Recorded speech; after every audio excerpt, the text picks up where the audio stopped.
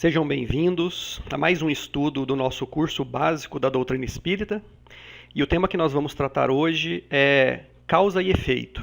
Mas antes de entrar no tema, vamos fazer uma rápida revisão dos temas anteriores. Nós começamos com uma introdução, depois falamos sobre Deus e Jesus, que foram os 3 primeiros estudos, fizemos uma revisão deles rápida também, no momento em que nós fizemos o estudo sobre espírito. E agora eu quero falar rapidinho, passar por cima bem rápido sobre os últimos 3 estudos, porque eles têm uma ligação direta com esse, né, que é o estudo sobre espírito, que, de novo, nós voltamos a Deus, que é o Criador, né, que nos criou, e mostrando que tudo no universo se resume a matéria, espírito e, acima de tudo, Deus, que é o Criador de todas as coisas. Falamos sobre a origem e natureza dos espíritos, a escala espírita, né, dos diferentes graus de evolução que os espíritos podem alcançar e podem estar, e falamos sobre a visão espírita dos anjos e demônios. Então, se você não assistiu esse estudo espírito, que foi o 4º estudo, muito importante ter esse conceito antes de avançar nesse curso. Depois, no estudo seguinte, nós falamos sobre perispírito, que é o laço que une a matéria e o espírito, com a ligação direta com o estudo anterior também. Vimos quais são as suas funções e propriedades. Falamos sobre os centros de força, né, que nas doutrinas orientais são descritas como os chakras, mostrando que esse conhecimento já está na humanidade há muitos e muitos séculos, há milênios. E tocamos também na questão das percepções e sensações dos espíritos, através do perispírito, né, que é o corpo espiritual. E depois, no estudo seguinte, falamos sobre o tema evolução, né, analisando o princípio inteligente desde a sua criação e a sua evolução lenta e gradual nos reinos mineral, vegetal e animal até cair na humanidade, como espírito individualizado, né? E é só a partir desse momento que o princípio espiritual recebe esse nome de espírito.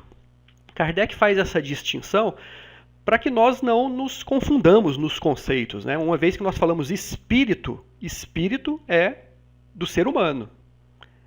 Antes do ser humano, o que era? Era o princípio espiritual que vinha evoluindo. Então falamos bastante disso no tema evolução. Falamos sobre a lei de progresso, que existe uma lei no universo que faz com que tudo progrida, né? Tudo, tanto a matéria quanto o espírito progridem, se transformam e melhoram com o tempo. E terminamos esse estudo falando sobre a perfeição moral, né, as características de um espírito que avança para o objetivo que está destinado a nós, que é a perfeição. Então, com esse tema evolução, que foi o tema anterior, nós chegamos exatamente, ele termina onde começa o tema de hoje, que é causa e efeito. Então, para falar de causa e efeito, temos que falar de livre-arbítrio, né? E o livre-arbítrio, ele só passa a existir, a liberdade de ação, ele só passa a existir a partir do momento que esse princípio espiritual individualizado, né, ele chega à humanidade. Então, chegando na humanidade, o espírito conquista mais amplamente 2 características que vieram sendo trabalhadas ao longo dessa evolução, que é a consciência e a liberdade. No reino hominal, o espírito adquire a consciência de si mesmo, a consciência, ou pelo menos a intuição do seu futuro, né? E a liberdade de escolha. A partir desse momento, ele passa a ser o artífice do seu próprio destino, né? O espírito. Antes disso, a espiritualidade sempre vinha ajudando esse princípio espiritual, porque por não ter conhecimento, também o espírito não tinha a condição, o princípio espiritual no caso, de decidir por si próprio. Então era auxiliado por espíritos de uma evolução maior. Agora, tendo conquistada essa liberdade, existe uma consequência disso, que é a responsabilidade sobre seus atos. Então, todos nós que chegamos à condição humana, temos, né, em diversos graus, liberdade de viver a nossa vida da maneira que nós quisermos. Né? Isso é o que consiste a liberdade. É uma liberdade muito mais ampla e totalmente diferente, por exemplo, de uma liberdade de um animal, que geralmente está restrito aos fatos muito básicos da vida material, né? A alimentação, a sobrevivência, a reprodução, e toda a vida do animal gira mais ou menos em torno disso. Nós, seres humanos, temos uma liberdade muito mais ampla, né? Que foi conquistada com o avanço que nós fizemos aí ao longo de milhões e milhões de anos como princípio espiritual e depois individualizado como espírito. Só que isso traz a responsabilidade da escolha, das nossas ações. E essa responsabilidade se traduz tanto nesta vida no plano material, quanto na vida no plano espiritual. E basicamente é disso que se trata todas as religiões e todas as filosofias espiritualistas. Dizem que os nossos atos trazem consequências para a nossa vida após a morte do corpo físico, a vida espiritual, e para aquelas religiões que aceitam a reencarnação, que os nossos atos podem influenciar, inclusive, outras vidas materiais. Então, uma questão que a gente pode ver aqui no Livro dos Espíritos, que fala sobre isso, é a questão 595. Eu vou pegar aqui no Livro dos Espíritos para ler a questão.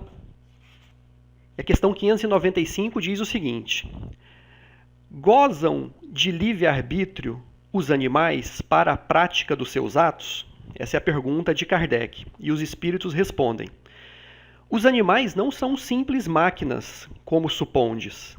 Contudo, a liberdade de ação de que desfrutam é limitada pelas suas necessidades e não se pode comparar à do homem. Sendo muitíssimo inferiores a estes, não têm os mesmos deveres que ele. A liberdade possuem-na restrita aos atos da vida material. Então, a primeira coisa que a gente tem que observar é que essa liberdade de ação, esse livre-arbítrio, ele não aparece magicamente de uma hora para outra.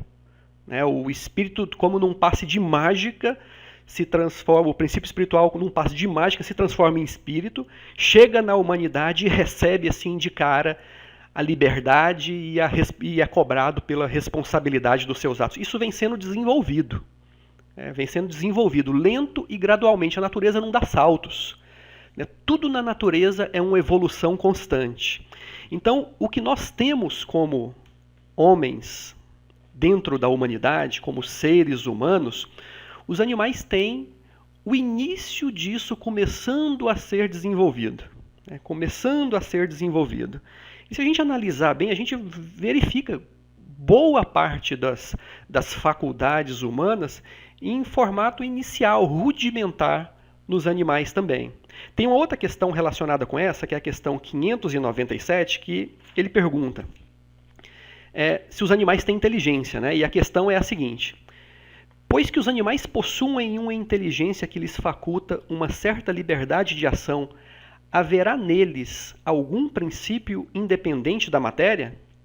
E a resposta dos espíritos é clara e sintética: há, e que sobrevive ao corpo. Quer dizer, os animais têm alguma coisa que sobrevive à morte do corpo físico, assim como nós. E essa pergunta tem um desdobramento. Kardec pergunta: será esse princípio uma alma semelhante à do homem? Isso os espíritos respondem: é também uma alma, se quiserdes, dependendo isso do sentido que se der a essa palavra. É, porém, inferior à do homem. Há entre a alma dos animais e a do homem distância equivalente a que separa a alma do homem de Deus. Então, olha a distância que nós já caminhamos nesse caminho da evolução. né? A distância entre os animais e a humanidade é a mesma distância que separa a humanidade de Deus. E isso, resposta dos espíritos superiores, aqui no Livro dos Espíritos, né? Questão 597.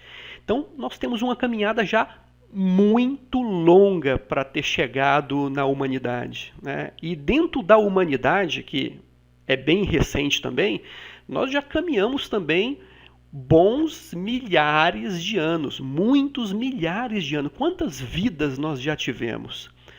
Quantos equívocos nós já cometemos, né? Quantas coisas boas também nós já aprendemos. Então, à medida que nós vamos tendo essas experiências, vai se desenvolvendo em nós um julgamento mais claro a respeito do bem e do mal, do certo e do errado. Nós vamos sofrendo pelas escolhas erradas, e isso vai nos encaminhando gradativamente para um modo de proceder mais correto, né?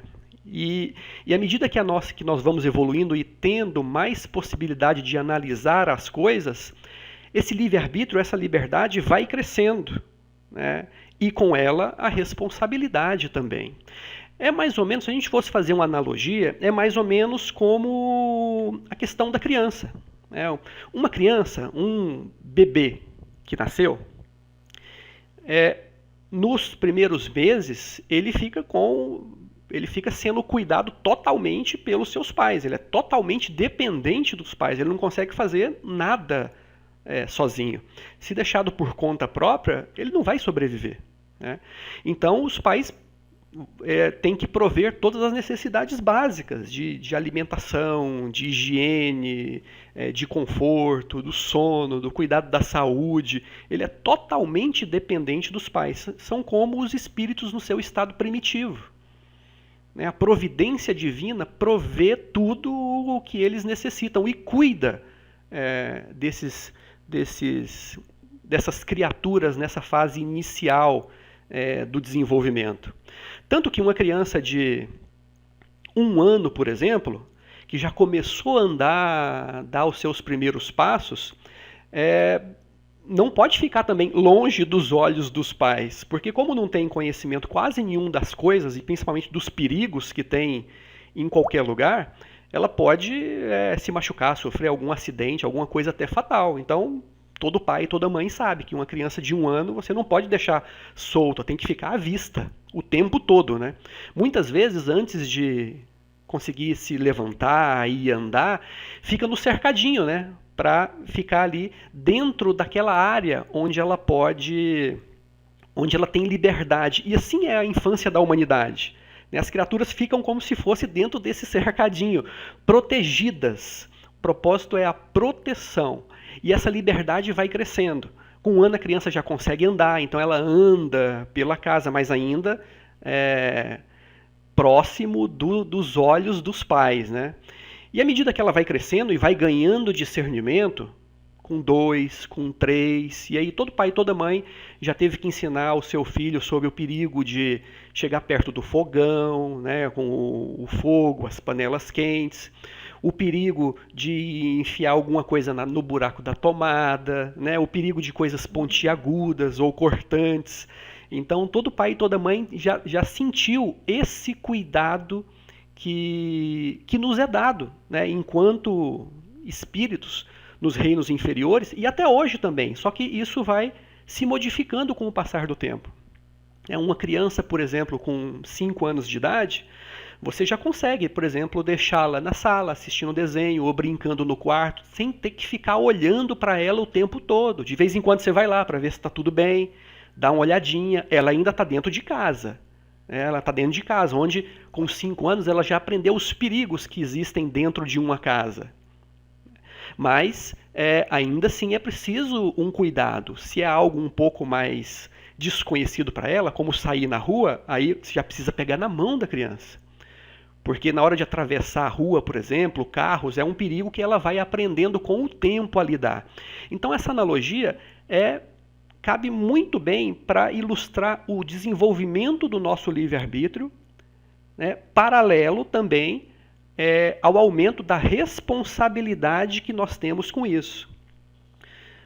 À medida que essa criança vai crescendo e se torna, por exemplo, um adolescente, né, com 14, 15, 16 anos, quase nenhum pai, quase nenhuma mãe vai manter ele preso em casa, né? Os adolescentes querem já ter a sua liberdade, poder viver a sua vida.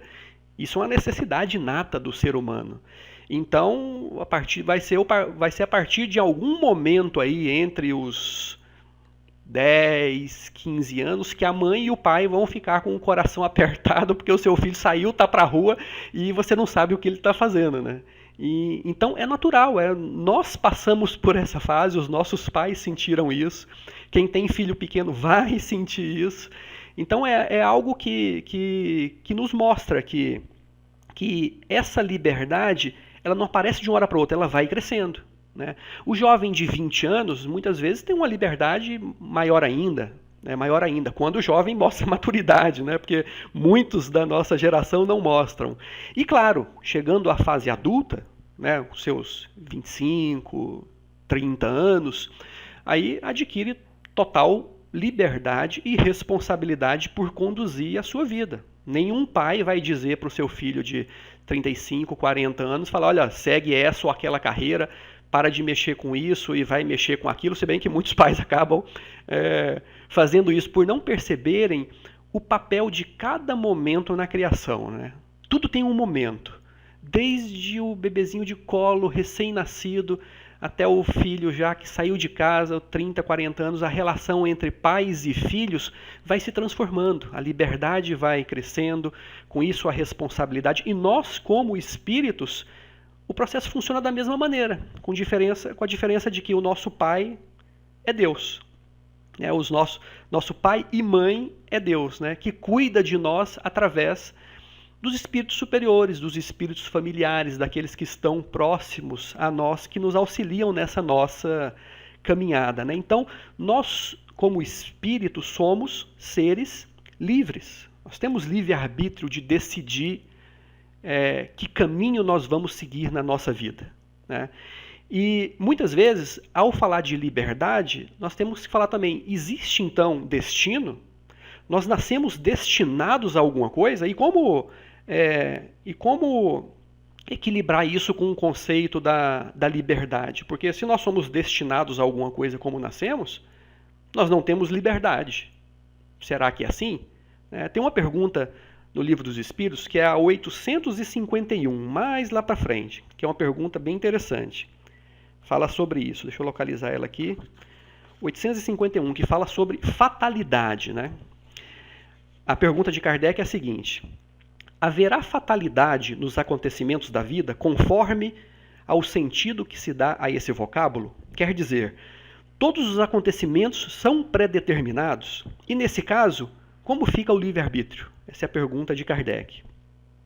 Os espíritos respondem assim: a fatalidade existe unicamente pela escolha que o espírito fez ao encarnar desta ou daquela prova para sofrer.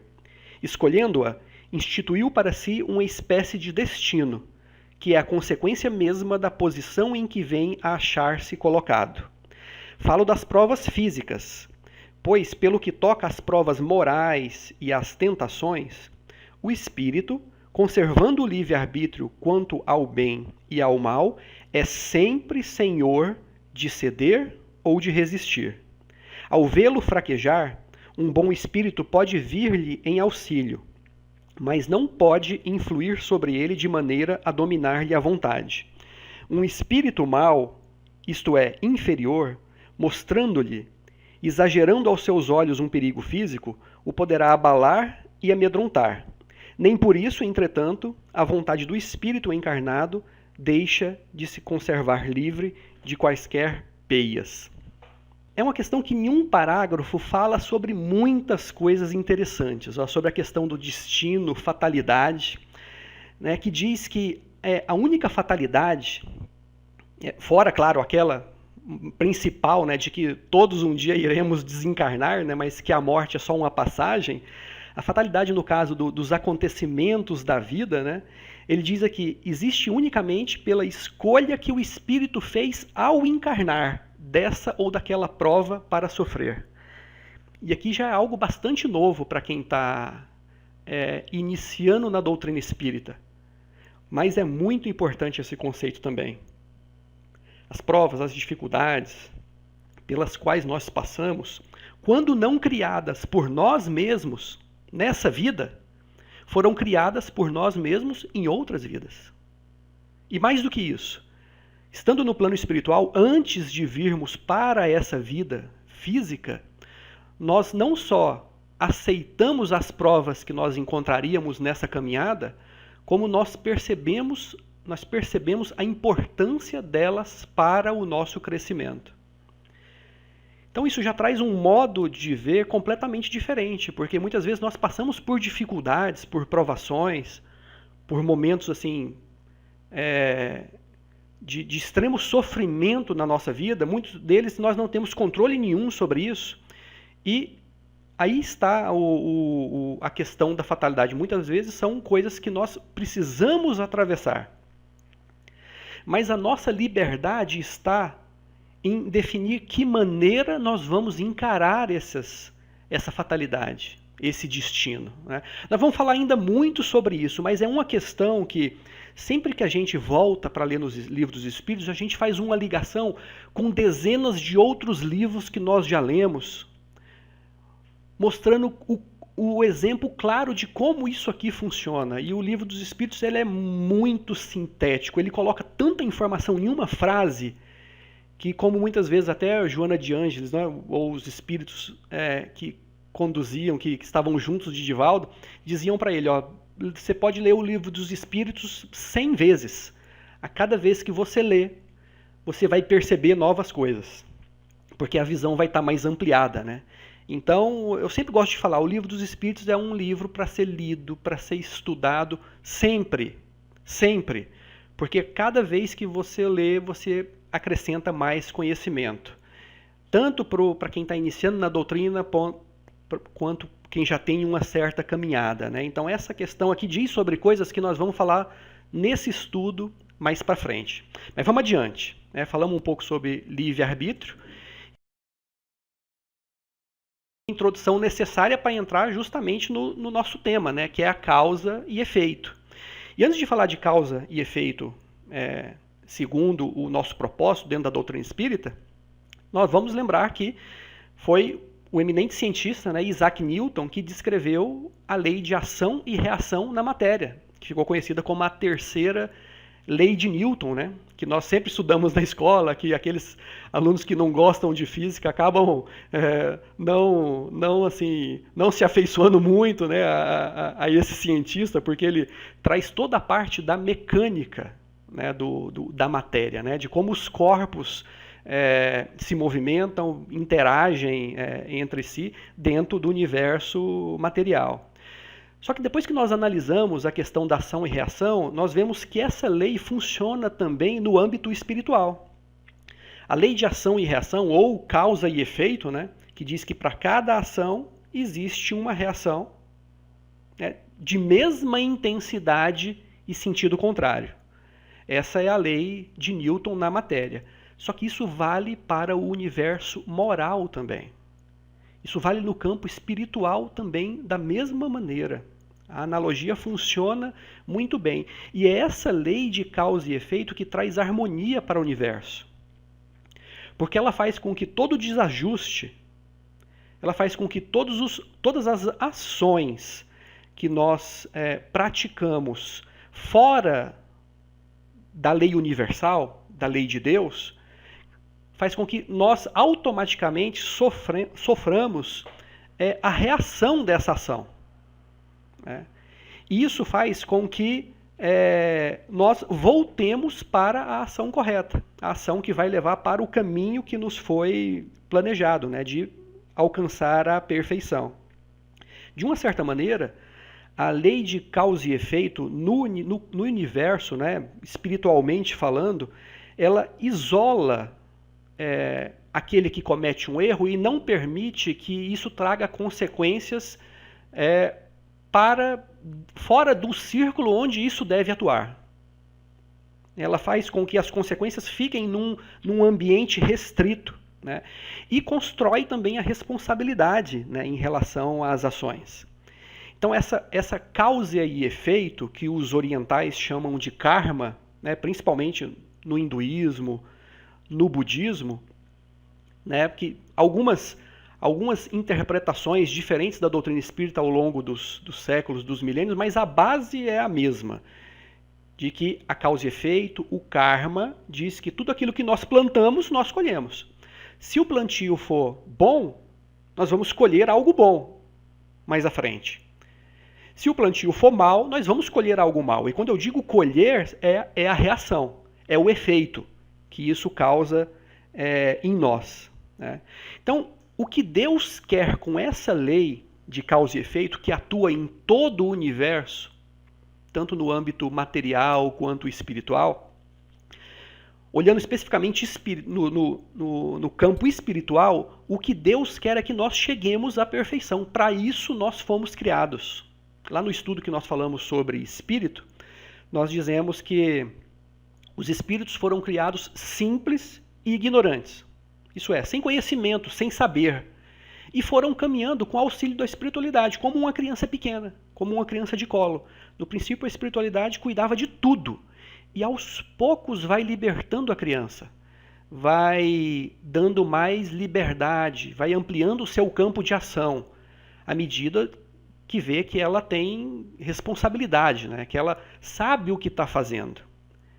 E essa lei vai ajustando a caminhada para que a criatura, nesses estágios iniciais, não desvie muito do caminho que foi traçado para ela, que é chegar à perfeição o mais rápido possível, né? Essa é a lei do progresso. É o mais rápido possível, porém respeitando o livre-arbítrio. Por isso que alguns espíritos caminham de uma forma mais reta e chegam à perfeição mais rápido. Outros, que são teimosos, que se comprazem na maldade, na crueldade, que sofrem com isso porque vão colher sofrimento, mas que ao sofrerem se revoltam, né, amaldiçoam Deus e todo o universo e continuam maus, quanto mais maldade praticam, mais sofrem.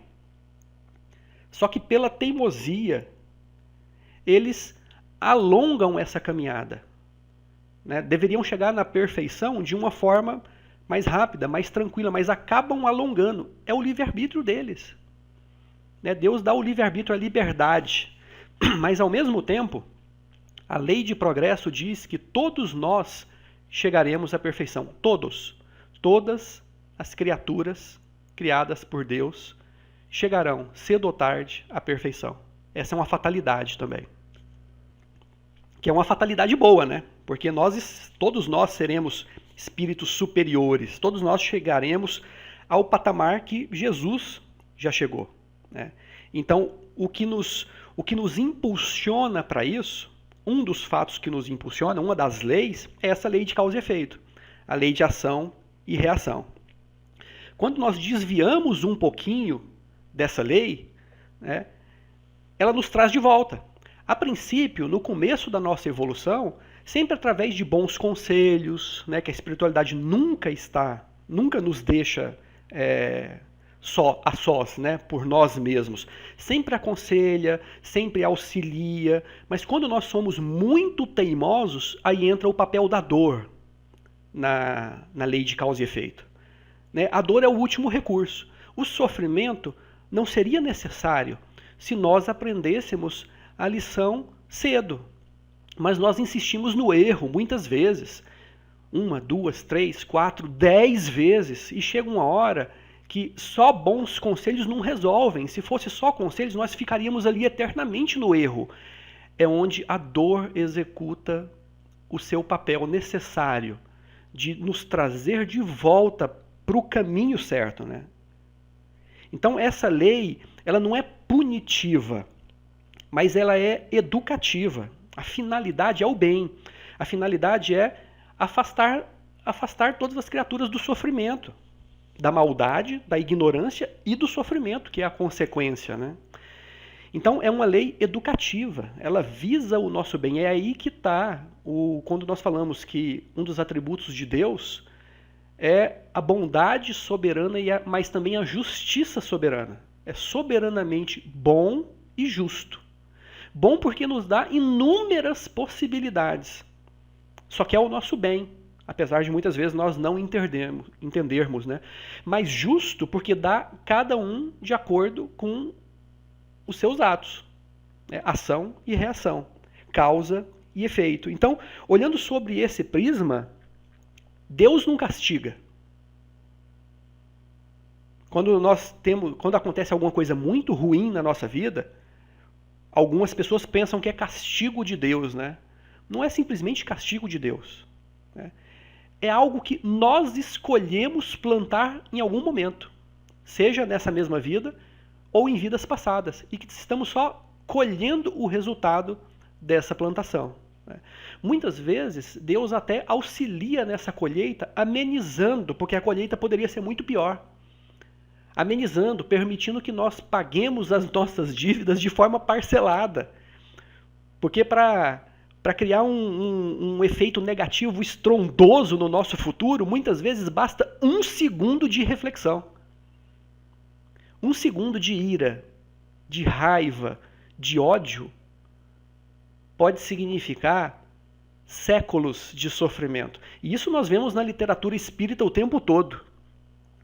Mas esse 1 segundo é puro livre-arbítrio do espírito. A espiritualidade que protege esteve o tempo todo ali dizendo: não faz isso, pelo amor de Deus, não faz isso. Mas a escolha final é de cada um de nós. Então Deus não castiga. Mas como nós vamos ver mais para frente, Deus também não perdoa. Isso deve ser bem visto da maneira correta, porque Deus coloca nas nossas mãos tanto a liberdade quanto a responsabilidade dos nossos atos. E Ele não castiga porque nós criamos o nosso próprio castigo. Mas Ele também não perdoa porque nós é que temos que limpar a nossa consciência dos erros cometidos, é a primeira coisa, e corrigir os estragos que nós mesmos fazemos também. Nós vamos ver isso também um pouco mais para frente. Então, essa lei de causa e efeito é uma visão assim mais adulta da vida. Já não é mais uma criança. Nós já não somos mais crianças que os pais precisam pôr de castigo no quarto, né, sem poder brincar. Nós temos responsabilidades. É a vida que educa, né? Assim como o jovem. Assim como o adulto que já chegou à vida, os pais deles não têm mais necessidade de impor castigos, porque eles já têm conhecimento para poder decidir, né? Então, com isso fica sempre aquela frase de Pedro, né? O amor cobre a multidão de pecados. Por mais que nós tenhamos errado, cometidos erros graves, está nas nossas mãos corrigir tudo isso através do amor, né? E o amor visto em múltiplos aspectos. Amor a Deus, amor aos outros, às pessoas, assim como Jesus nos falou, amor a nós mesmos. Então, a doutrina espírita nos dá uma visão mais ampla dessa questão. Nós realmente somos espíritos livres e nós colhemos aquilo que nós plantamos. Quando nós caminhamos de acordo com a lei, a vida se torna mais leve, mais suave. Nós sofremos menos. E a própria visão de sofrimento é individual. O que é sofrimento para uma pessoa pode não ser para outra. Pode ser uma dificuldade que ela supera de forma normal, coisa da vida. Então, isso, quando nós analisamos, nós percebemos que o que importa não é o que acontece na nossa vida. O que importa é como nós reagimos ao que acontece na nossa vida. A reação, o efeito. Então, isso leva a um outro em relação à questão das influências. Muitos filósofos, ao longo aí dos últimos séculos, chegaram, né, à conclusão de que o homem é produto exclusivo do meio onde ele está inserido. Se eu não me engano, essa frase do homem é produto do meio é de Rousseau, né? Se eu não me engano. e que mostra que o meio onde nós estamos inseridos, e o meio significa a criação dos nossos pais, o ambiente, a cultura que nós recebemos, o povo onde nós estamos, que nós somos resultado disso. Logo, uma pessoa que nasce em uma família equilibrada, numa família com condições financeiras, em que os pais dão um exemplo, ela necessariamente vai seguir um caminho do bem, né? E que as pessoas que nascem no meio da criminalidade, da miséria, da fome, da violência, também não vão ter outro caminho. Elas são resultados do meio onde estão.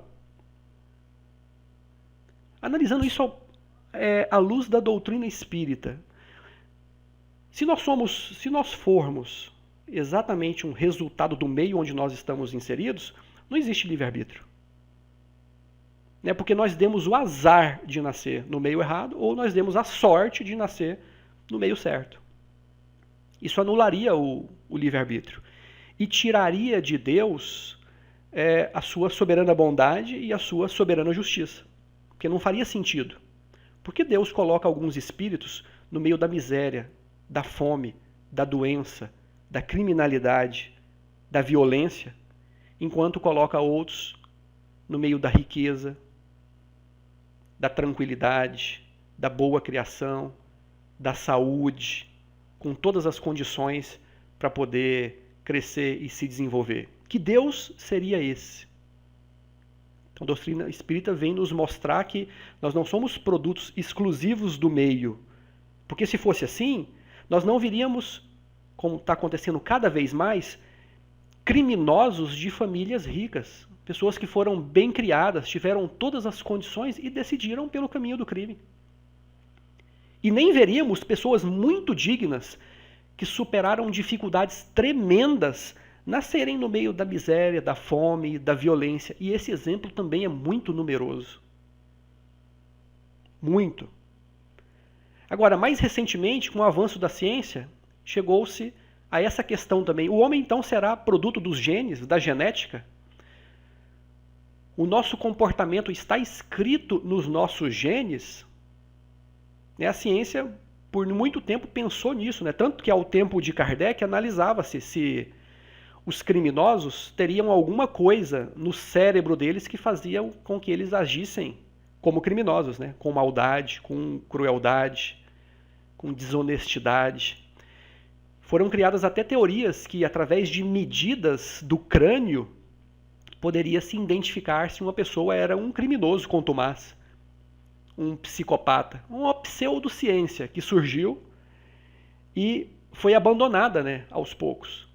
Mas foi uma pseudociência, por exemplo, que deu margem para a questão do nazismo. Quando os nazistas começaram a acreditar que a raça ariana, a raça superior, né, tinha diferenças anatômicas e que uma pessoa poderia ser considerada superior ou inferior através dessas medidas biológicas, né, relacionadas ao corpo humano. E o corpo humano, claro, é consequência do espírito, mas a maldade não está no corpo. A maldade está no espírito. Ela vem de hábitos adquiridos ao longo da nossa caminhada, né? Então, à luz da doutrina espírita, nós sabemos que o homem não é produto do meio, não é produto dos genes. Agora, será que ele é produto das vidas passadas?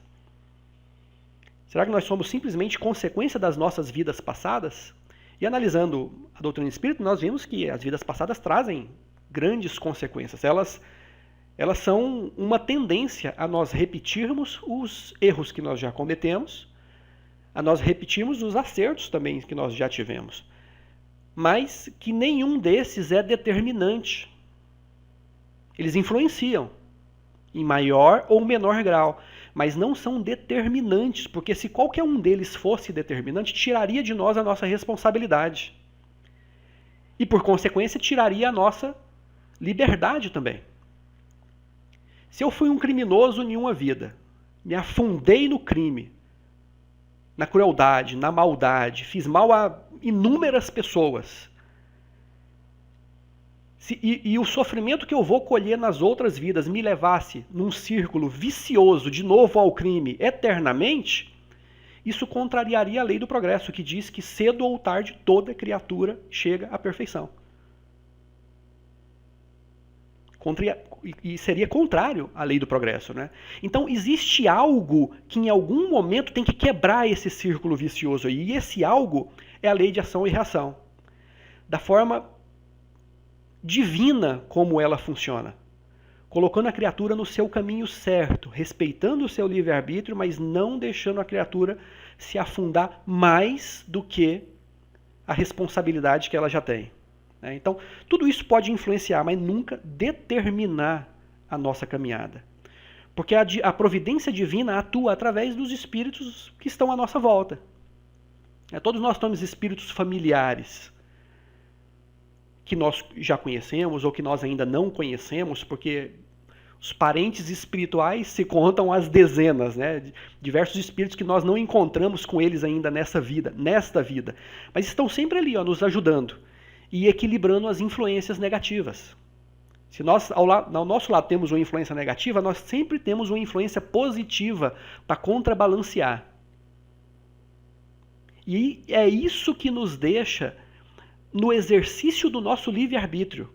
Porque seja qual for a decisão que nós tomamos, se for uma decisão errada, a responsabilidade é nossa. Mas se for a decisão certa, o mérito é nosso também. É isso que a divina providência faz, equilibra as forças contrárias e a favor para que a responsabilidade seja nossa e o mérito também. E assim nós vamos evoluindo, né? Então muitas coisas influem nas nossas ações. O próprio conhecimento dessa lei nos traz uma visão mais ampla.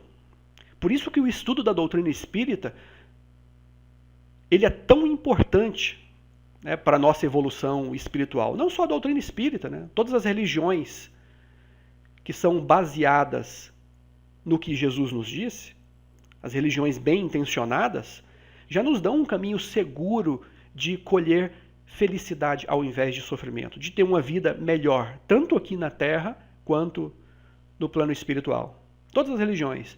O que a doutrina espírita faz é deixar isso mais claro, de uma forma sem equívocos. Não que a doutrina espírita seja superior, porque tudo o que tinha que ser dito de importante, Jesus já nos trouxe há mais de 2000 anos. Ou melhor, vai fazer 2000 anos, né? Porque a sua trajetória pública começou aos 30, mas Jesus nos trouxe aí há 2 milênios, praticamente. Então chegou a hora que nós temos condições de entender as coisas de uma forma mais clara. Eram que as religiões, um dos papéis das religiões era proibir certas coisas aos seus fiéis. Assim como os pais proíbem as crianças de fazer coisas que eles veem que elas não estão preparadas. Então nós vemos inúmeros casos desse tipo nas mais diversas religiões, né, antigas. As religiões entravam, muitas vezes, na vida cotidiana dos seus fiéis, proibindo uma lista grande de coisas. Então, se a gente pega, por exemplo, o cristianismo, antes mesmo aí do movimento da reforma, do protestantismo, chegou um momento do cristianismo em que ele tinha tantas regras de se proceder, o que era pecado, o que não era, que as religiões começaram até a interferir na vida sexual dos seus fiéis. Em detalhes em relação a aspectos que as pessoas deveriam ser informadas, deveriam ser orientadas e não proibidas. Porque nós sabemos que a proibição só serve no estágio primitivo. E talvez algumas delas fizessem sentido na infância da humanidade. Como, por exemplo, muitas vezes você precisa simplesmente proibir alguma coisa. Muitas vezes a criança não tem o discernimento desenvolvido para entender a explicação. Então é preciso proibir. A Igreja Católica mesmo, em uma época lá, acredito que isso começou talvez aí no século XIV, XV, XVI, ali na Idade Média, né, que foi o período trevoso da humanidade. Dentro da igreja existia o conceito dos livros que eram proibidos aos fiéis de lerem, que era o Index, né? Index Librorum Prohibitorum. Os livros que eram proibidos, que a igreja proibia. E proibia o seguinte argumento: essa é uma obra do demônio. Se você ler, você vai direto para o inferno. Essa era a visão que a igreja tinha. E dentro dessa relação enorme de livros, adivinha qual esteve lá durante um tempo? Justamente o Livro dos Espíritos, que era uma tentativa de trazer à luz da ciência esses novos conhecimentos e de darem os elementos para que as pessoas pudessem entender as coisas, ao invés de simplesmente serem proibidas.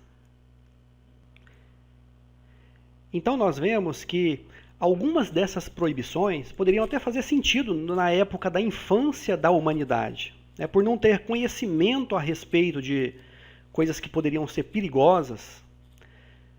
As religiões cumpriram, às vezes, em algum papel positivo de proibir nesse momento. Mas à medida que a humanidade foi caminhando, desenvolvendo essas ideias, assim como você não pode proibir um filho adulto de seguir essa ou aquela profissão, essa ou aquela carreira, não faz sentido nenhum, né? O próprio propósito da vida é conquistar o conhecimento para direcionar cada um a sua vida a maneira que julgar mais conveniente. Não faria sentido as religiões continuarem com esse papel eternamente. Até porque isso foi abusado, né? Foi utilizado de forma abusiva pelas religiões para tirarem proveito material disso. Então nós vemos, por exemplo, na época da humanidade, na época, por exemplo, da Idade Média, né, que isso acabou culminando, essa imposição do modo de ver da religião, acabou culminando, por exemplo, na Inquisição, que foi um dos movimentos mais tristes, o movimento mais triste que a Igreja Católica fez em toda a sua trajetória, a Inquisição, né? E que veio ali a Reforma, que veio o início do protestantismo, e que, de uma certa maneira, a igreja continuou, tanto católica quanto a reformada, continuou proibindo os seus fiéis, né, de acordo com o que achavam que era melhor.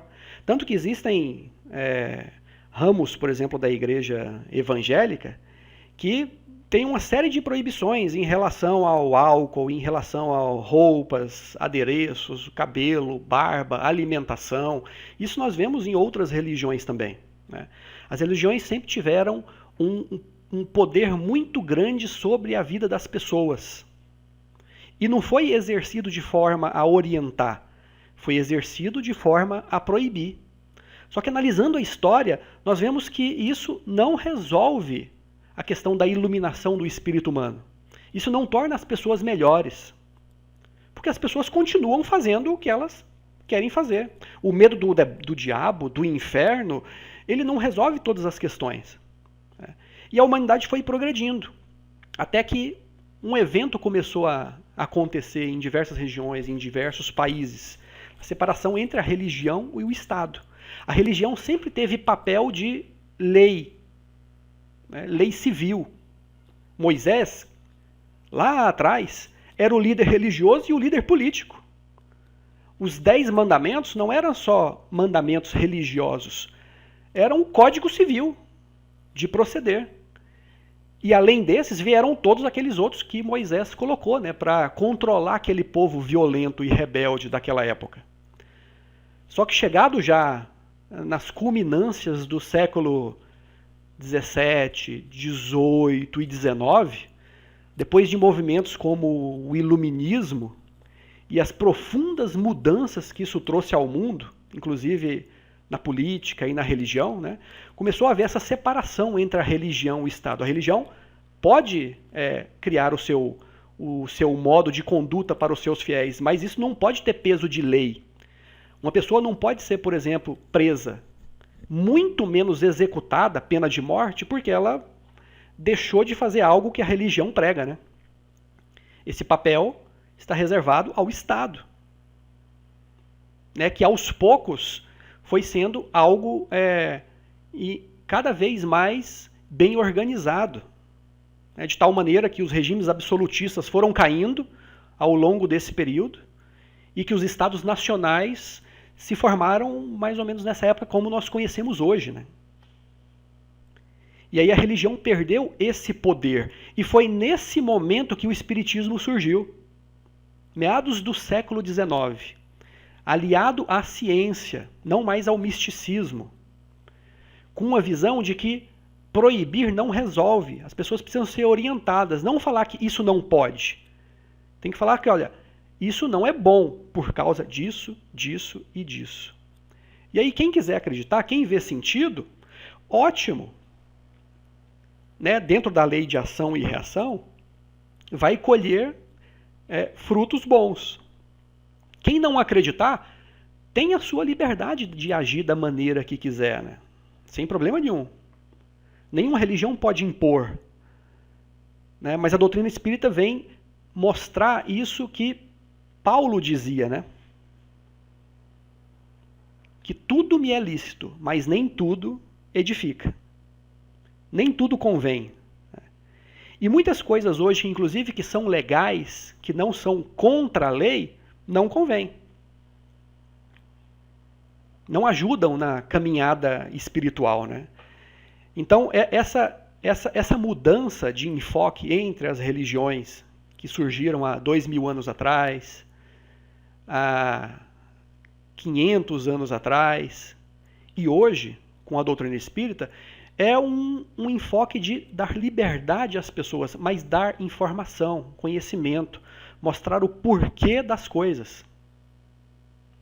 Assim como todas as religiões, a doutrina espírita tem uma maneira de ver o mundo, uma maneira com que as pessoas que acredita que as pessoas devem levar a sua vida para caminhar segundo o que considera ser o mais correto, que vai trazer menos sofrimento, que vai trazer mais felicidade. Mas em nenhum momento o espiritismo vai impor isso a ninguém. Por isso que a doutrina espírita não proíbe nada. Segundo o espiritismo é proibido o álcool? Não. É proibido o sexo antes do casamento? Não. É proibido isso ou aquilo, determinada roupa ou alimentação ou conduta? Não. Não é proibido. A religião não tem esse papel, nem esse poder. Mas tem a necessidade de orientar nas consequências de cada uma das coisas que nós fazemos. A humanidade chegou à sua fase adulta. Então agora precisa das coisas serem ditas mais claras, realmente como elas são.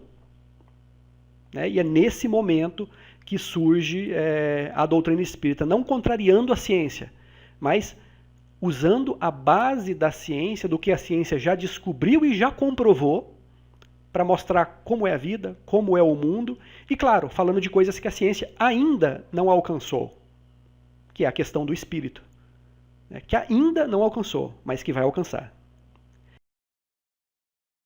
Fica mais claro como tudo isso funciona na prática.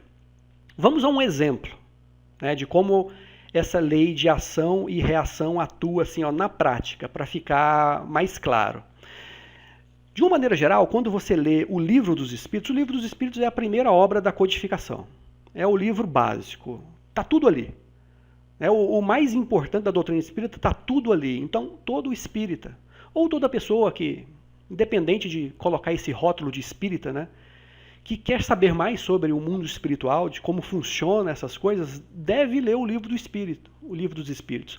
É a fonte mais segura, é a fonte primeira desses conhecimentos, que reuniu ali toda a parte filosófica da doutrina que vai ser detalhada depois.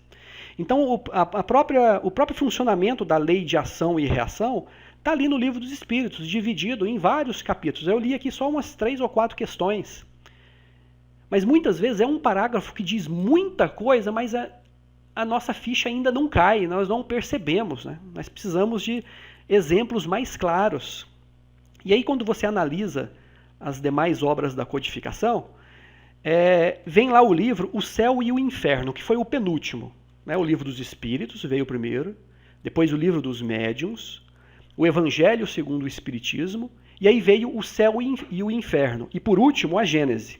O Céu e o Inferno é um livro basicamente voltado para o estudo da lei da ação e reação.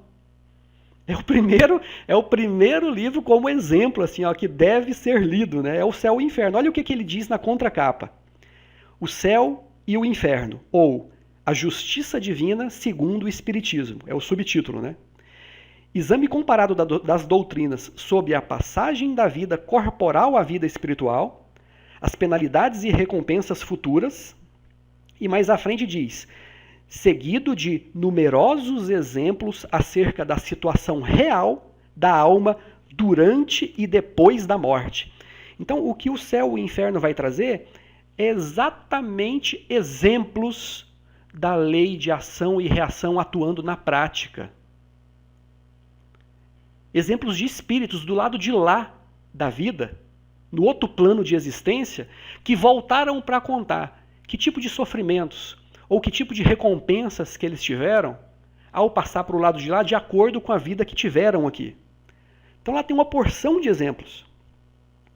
Tanto de espíritos felizes, que tiveram uma vida boa, não espíritos perfeitos, felizes, que cometeram mais bondade do que maldade. Muitos deles erraram, mas não por maldade, por ignorância, e que encontraram de lá a paz de espírito, a tranquilidade, a consciência tranquila, que muitas vezes é o maior sofrimento do espírito endividado, não é a consciência dele que não deixa ele sossegar. A consciência fica apontando os erros o tempo todo. Né? Nós vemos isso nesse livro. Né? Mostra também espíritos em condições medianas, né? Espíritos que nem encontraram assim, uma felicidade tão grande lá, que sofreram, passaram por uma certa dificuldade, mas não foram assim, coisas tão equivocadas, né? Não cometeram erros muito graves. Passaram um certo sofrimento, tanto no processo de desencarne quanto nos primeiros momentos do plano espiritual, mas que depois de um certo período conseguiram se reequilibrar. E tem exemplos de espíritos sofredores também, que sofreram durante muitos anos, algumas décadas e até séculos, por conta de irem muito fundo na questão da maldade, da crueldade, da ignorância repetida, por mais que recebessem conselhos. Então, espíritos, por exemplo, de suicidas, de criminosos, espíritos endurecidos na maldade, inúmeros exemplos nesse livro, O Céu e o Inferno, que veio ali no tempo de Kardec, né? 1860 e alguma coisa.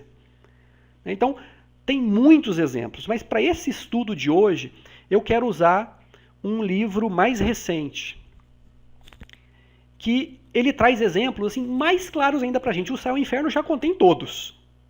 Mas para ficar mais claro ainda, numa linguagem, numa realidade mais próxima à nossa, né, tem o livro aí, Ação e Reação, que pelo título já diz, né?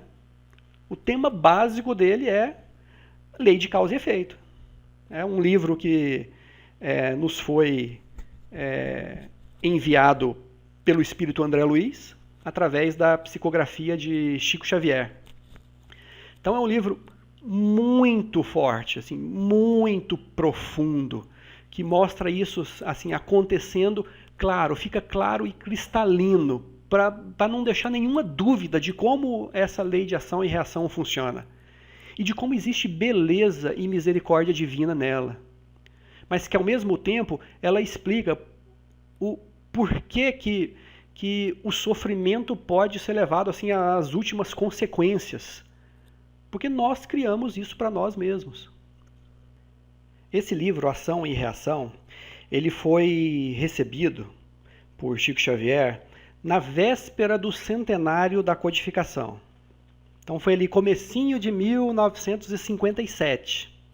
Então 100 anos depois da codificação, né, a espiritualidade decidiu, agora vamos levar exemplos ainda de uma forma mais clara do que foi colocado no céu e o inferno. Até porque a vida já tinha mudado bastante, né?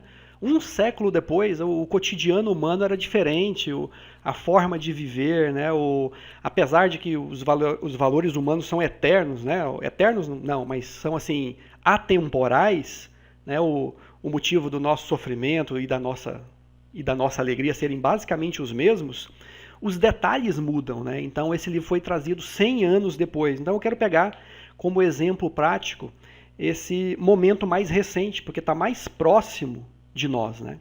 E o livro Ação e Reação, ele faz parte de uma série que André Luiz escreveu através de Chico Xavier, que a série ficou conhecida como a série com o nome A Vida no Mundo Espiritual. Começa com o Nosso Lar, escrito ali por volta mais ou menos na década de 40 do século passado, né? 1940, alguma coisa assim. Começa com o Nosso Lar e são 13 livros que vão mostrar André Luiz passando por diversos aspectos da vida espiritual, mostrando como essa vida funciona, como ela se relaciona conosco, né? A imensidão dos campos de trabalho que nos esperam lá, tanta coisa por fazer, né? Por nós mesmos e pelos outros, pela humanidade de uma maneira geral. Então, esse livro é um exemplo muito claro disso, né? Então, nesse livro, os personagens desse livro são vários, né? Ele conta várias histórias. Para dar tempo de abordar de uma forma mais detalhada, eu vou focar em uma delas, né?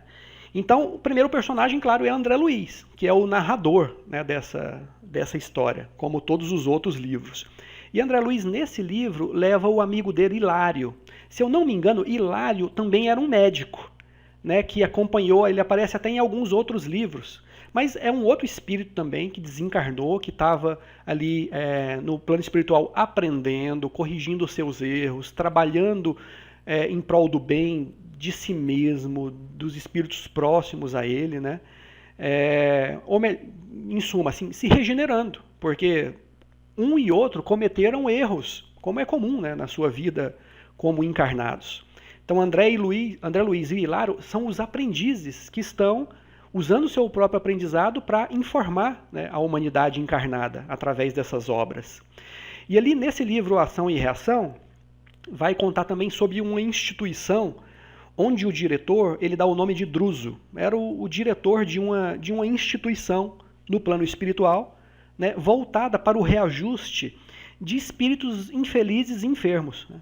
Basicamente mostrando na prática como funciona ali a lei de causa e efeito. Então esse Druso tinha uma posição de alta hierarquia dentro dessa casa. Era o diretor, né? Apesar de não comandá-la sozinho, porque vários outros espíritos, inclusive de superiores, né, espíritos acima dele em evolução, criavam um certo tipo de conselho, né, que atuavam em todas as decisões mais importantes da casa. Mas ali, direto na casa, Druso respondia pelo papel de diretor. E que ele tinha uma série de assistentes, né, em diversas posições hierárquicas. E um deles, que vai acompanhar André Luiz e Hilário nessa história, é Silas.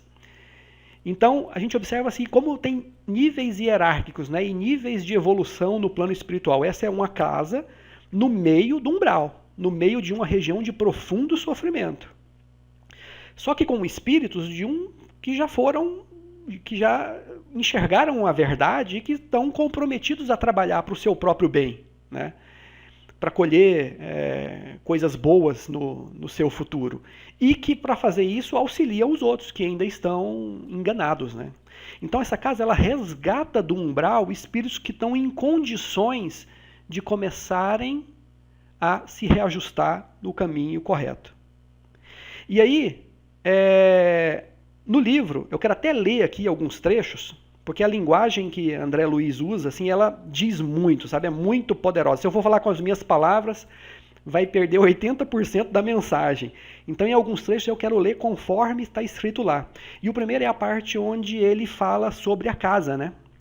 Que ele fala sobre os trabalhos que são realizados na casa e o perfil dos internos lá.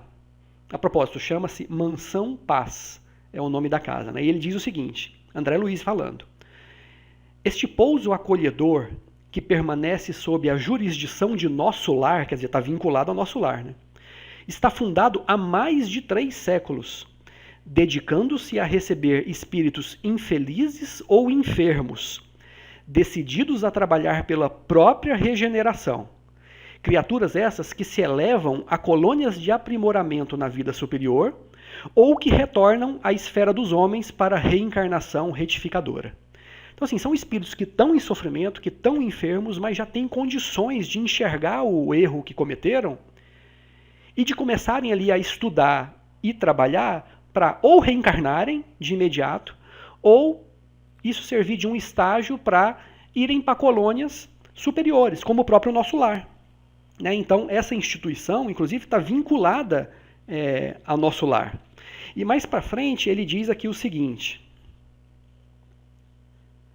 asseguro-lhes, assim, que nas zonas infernais propriamente ditas, apenas residem aquelas mentes que, conhecendo as responsabilidades morais que lhes competiam, delas se ausentaram deliberadamente, com o louco propósito de ludibriarem o próprio Deus. O inferno, a rigor, pode ser desse modo definido como vasto campo de desequilíbrio, estabelecido pela maldade calculada, nascido da cegueira voluntária e da perversidade completa. Aí vivem domiciliados, às vezes por séculos, espíritos que se bestializaram, fixos que se acham na crueldade e no egocentrismo. Então, é como se fosse um oásis no meio do deserto. Essa é a própria analogia que eles fazem, tanto do Nosso Lar, que é uma colônia que está assim, ainda no meio do umbral, mas esse é como se estivesse mais fundo ali nas zonas de sofrimento. E o propósito dele é resgatar pessoas, fazer um tratamento inicial nelas, para elas se reequilibrarem para depois serem encaminhadas de acordo com a sua necessidade. Então tem um caso ali, eles vão contar várias histórias de vários espíritos, que afundaram mais ou menos nos erros cometidos. Mas eu quero focar em um caso específico ali, que é o caso de Antônio Olímpio. E aí vem os próximos personagens dessa trama aqui, que é só uma das que estão nesse livro Ação e Reação.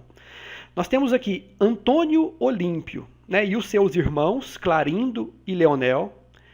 Antônio é casado com Alzira e eles têm um filho que ele deu o nome de Luiz.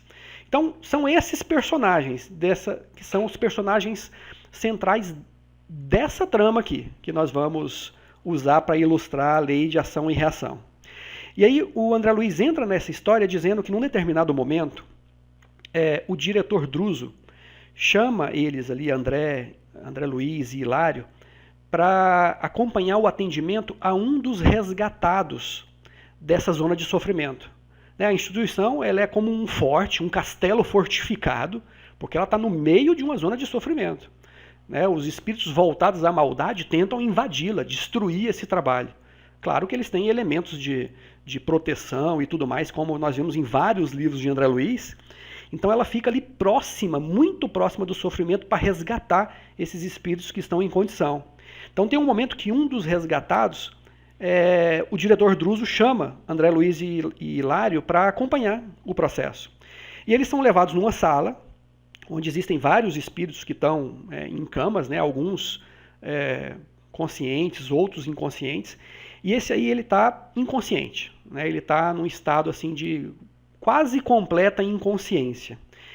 E que André Luiz relata que o que choca ele quando ele vê pela primeira vez, quando ele vê a figura do espírito deitado numa cama, que era um corpo todo deformado, os membros deformados, não estava na forma humana convencional, todo deformado, que a parte mais deformada era a cabeça, que a cabeça parecia assim, não parecia nada com uma cabeça humana, parecia uma esfera toda deformada, estranha, que não lembrava um ser humano. Ele, de certa maneira, já tinha visto casos assim, mas que isso chamou a atenção dele, A atenção dele, talvez casos que os médicos veem, por exemplo, em emergências, quando sofre algum acidente, aqueles casos assim que chocam a visão.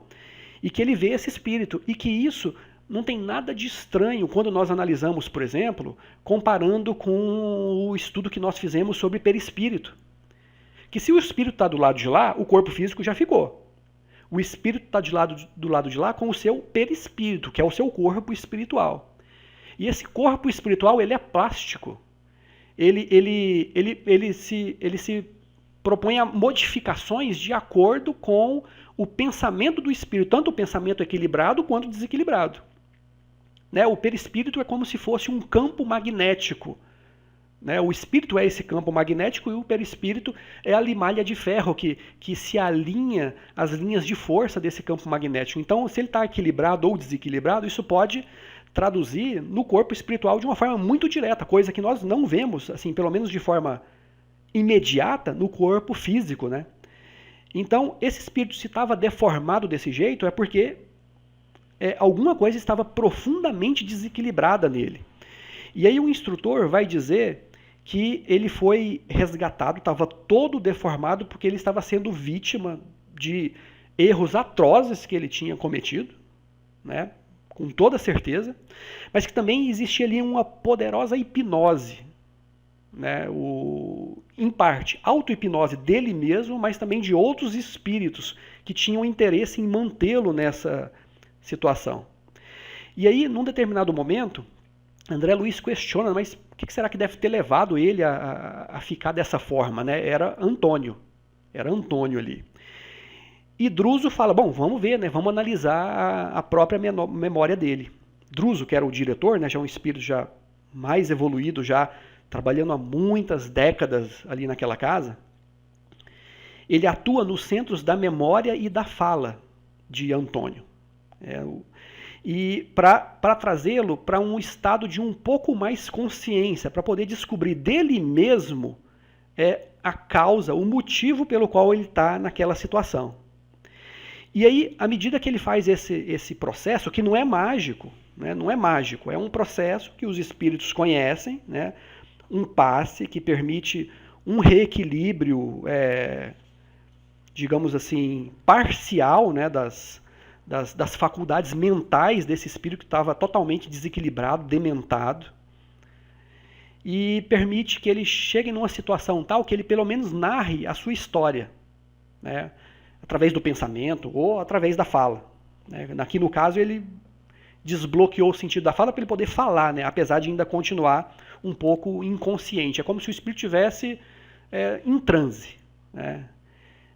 Então, ele diz o seguinte, da própria boca dele, Antônio, ele diz o seguinte, depois de chorar, né, depois de gritar ali, ele diz, chorando, né, em pranto, sou Antônio Olímpio, o criminoso, contarei tudo, em verdade pequei, por isso é justo que eu sofra no inferno, o fogo tortura minha alma sem consumi-la, é o remorso, bem sei. Se eu soubesse, não teria cometido a falta. Entretanto, não pude resistir à ambição. Depois da morte de meu pai, vi-me obrigado a partilhar a nossa grande fazenda com meus 2 irmãos mais novos, Clarindo e Leonel. Então tá aqui, ó. Antônio é o espírito que está falando. Clarindo e Leonel, que são os irmãos dele, herdaram uma fazenda quando o pai desencarnou. E aí o que Antônio continua dizendo? Eu trazia, porém, na cabeça, dominada de planos. Pretendia converter a propriedade que eu administrava em larga fonte de renda. Contudo, a partilha me estorvava. Notei que os manos tinham ideias diferentes das minhas e comecei a maquinar o projeto que acabei executando. Então, quando Antônio recebeu essa herança, que era para ser dividida com os irmãos, ele tinha determinado o plano, né, para transformar a fazenda em grande fonte de renda. Só que os irmãos, que tinham o seu quinhão também na herança, tinham planos diferentes. Então, se Antônio, nesse momento, pensasse assim, não, cada um cabe uma parte da fazenda, 1/3.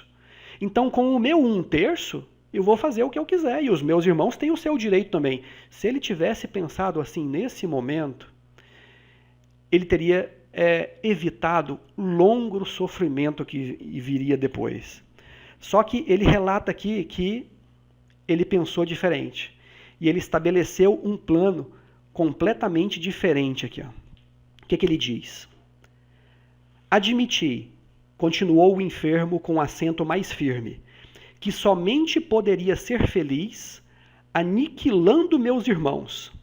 E quando o inventário estava prestes a decidir-se, convidei-os a passear comigo, de barco, inspecionando o grande lago de nosso sítio.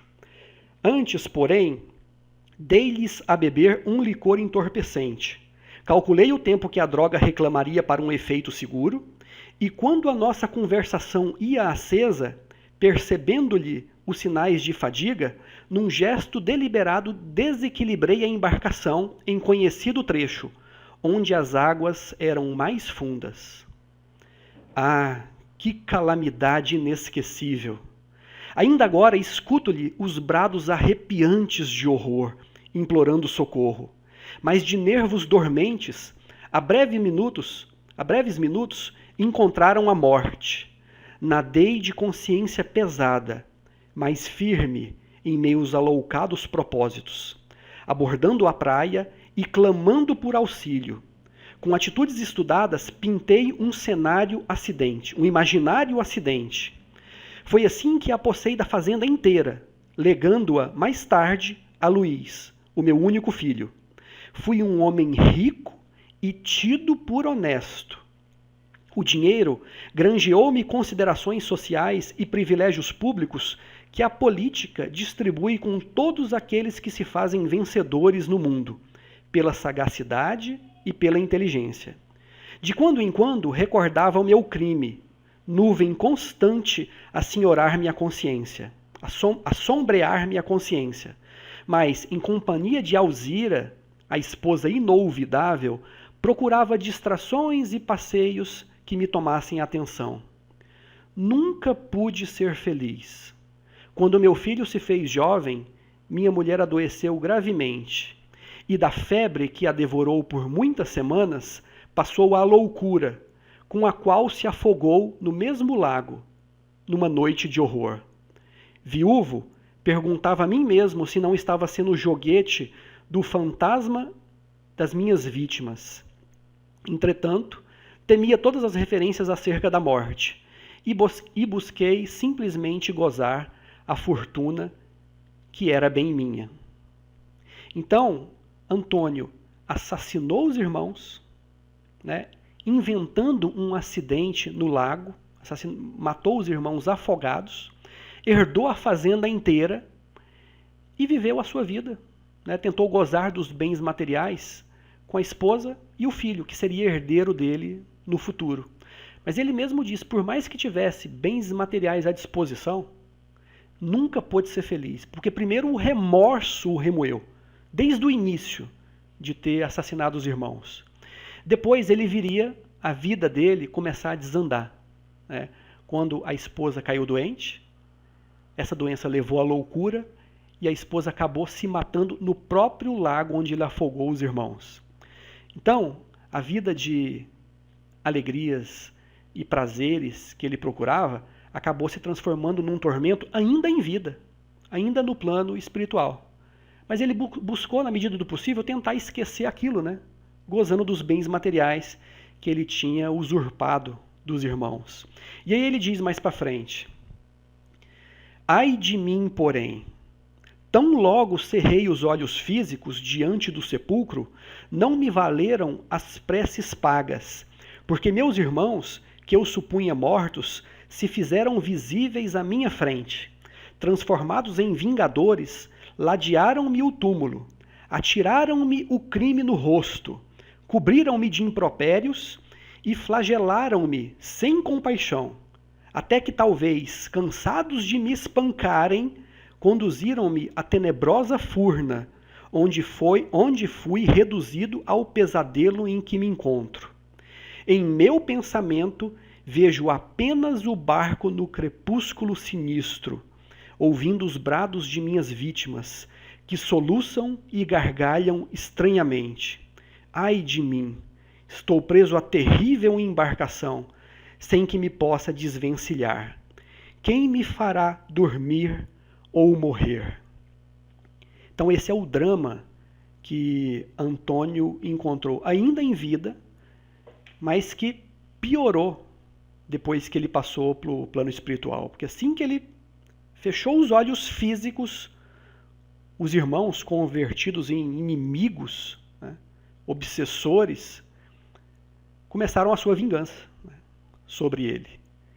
Então, esse é um caso que nós vemos muito, né, na literatura espírita. Né, o criminoso, o assassino, cedo ou tarde, acaba encontrando as suas vítimas. E na grande parte desses momentos, a vítima ainda está extremamente revoltada. Então inicia-se um processo de vingança ali, de obsessão, que vai durar ainda muito tempo para se corrigir. Então ele conta esse caso, né, onde eles ficam sabendo então por que ele estava naquela situação, e a história se desenrola, né, passando por outros ambientes. André Luiz vai analisar outros casos, até o momento em que eles voltam para analisar esse caso de Antônio Olímpio. E aí André Luiz, inclusive, cita o caso de um espírito superior, acima ainda de Druso, nesse conselho de administração da casa, né, que é o ministro Sânzio. Num determinado momento, ele se materializa lá, sim, é espírito, mas ele se materializa para os outros espíritos. Porque como ele está numa condição de vibração superior, ele é invisível para André Luiz, para Hilário, para Silas e até para o diretor Druso que está ali. É um espírito de uma evolução tão maior que ele precisa se materializar. Né? É como se André Luiz fossem os encarnados e esse ministro fosse um espírito, que ele se materializa ali. O livro mostra bem esse detalhe. E que ele se materializa porque ele fazia isso regularmente para auxiliar em diversos casos. É por isso que o Druso, ele não responde completamente. Ele é o diretor ali da instituição imediato, mas ele não responde completamente sozinho. Né? Então, Sânzio é um desses espíritos que fazem parte desse conselho.